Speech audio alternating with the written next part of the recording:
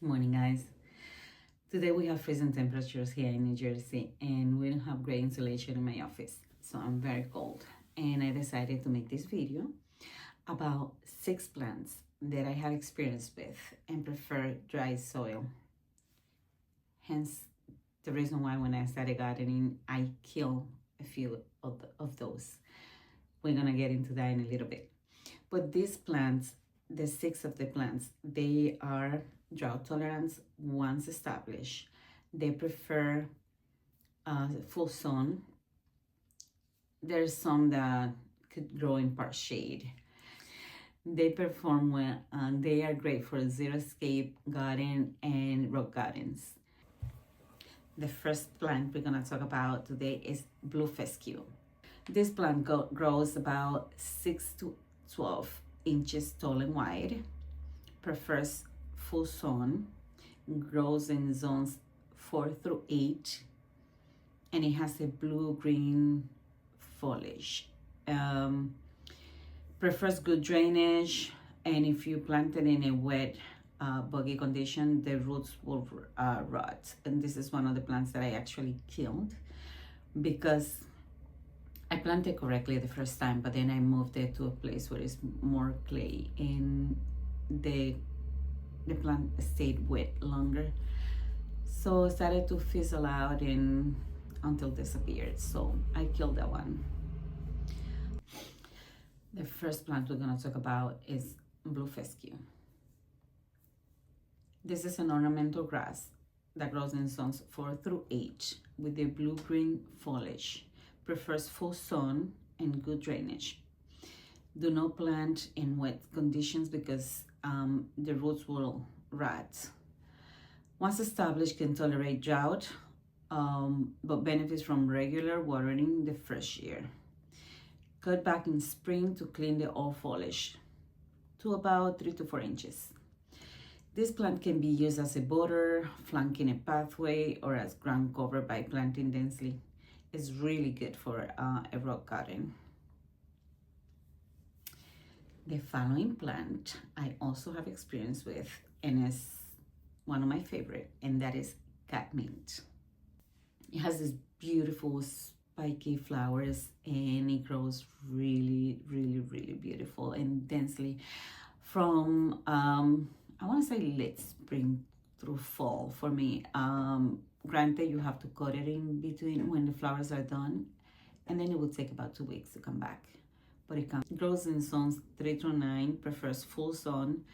They grow about 1 to 3 feet tall and wide, and depends on the variety.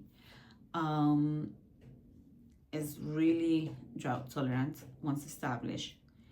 This plant also has like a mounding habit, and it's just amazing. If you haven't got it in your garden, you need to try this one. The following one is one of my favorites as well. It's a false indigo baptisia. This comes also in an array of color. I've seen it in blue. I have it in yellow in the garden. I've seen it in pink and like maroon color.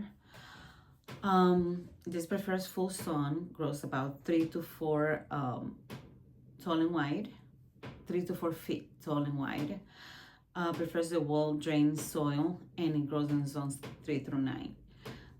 Flowers in late spring to early summer, and it has beautiful lupin-like flowers above the really beautiful foliage that is followed by an attractive seed pods when the flowers are dry. It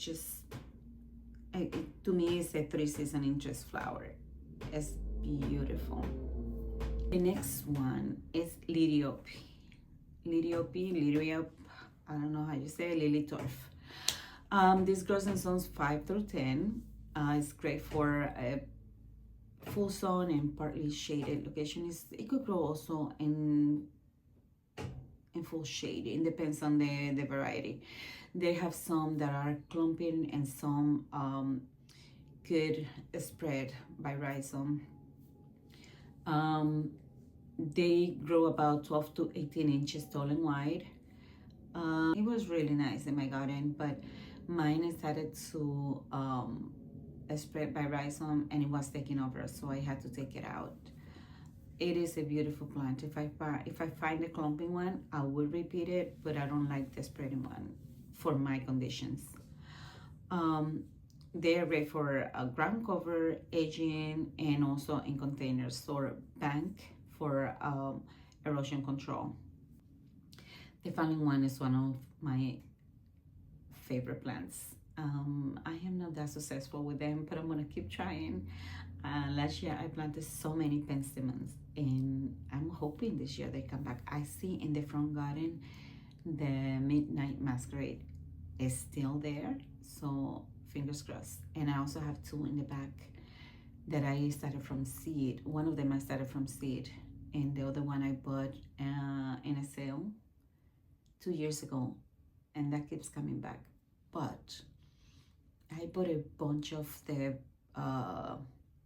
newer one, and I planted all over the garden last year, and they were a beautiful show. So I'm hoping they come back. But anyways, let's just get started on the plant. Full sun to part shade, a well-drained sandy or gravel soil. The growing zones 5 through 9, and depending on the variety, they could grow from 2 to 4 feet tall. They attract pollinators, mostly hummingbirds, and I've seen that in my garden.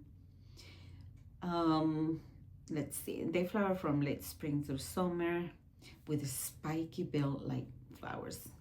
I cannot have enough of that plant. I'm gonna keep trying. I'm actually growing some from seeds in here, and I'm gonna see if it take. If not, I'm gonna buy more, and I'm gonna keep trying. And even if I have to grow them in containers, but I'm gonna have more of those in the garden.